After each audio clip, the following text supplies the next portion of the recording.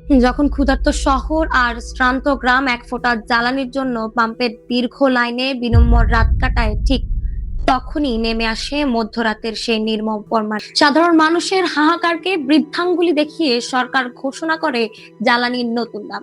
এটি কেবল সংখ্যাতত্ত্বের হেফাজত নয়, বরং এটি সাধারণ মানুষের মরার উপর রাষ্ট্রীয় খাড়ার নির্দয় আঘাত।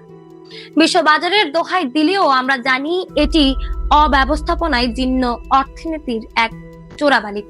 যখন বিশ্বজুড়ে তেলের বাজার শান্ত, তখন আমাদের দেশে কেন এই মধ্যরাতের পকেটমারি? মুদ্রাস্ফীতির জাতাকলে পৃষ্ঠ মধ্যবিত্ত যখন দেয়ালে পিঠ থেকে দাঁড়িয়ে, তখন এই সিদ্ধান্ত তাদের অস্তিত্বকে সেফ উপহাস করা।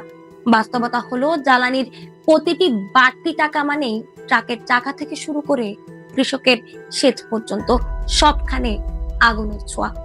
এই আগুন যখন চালের বাজার আর সবজির দোকানে পৌঁছাবে, তখন উন্নয়নের রঙিন ফানুস আর ক্ষুধার্ত পেটের হাহাকারকে আড়াল করতে পারবে না।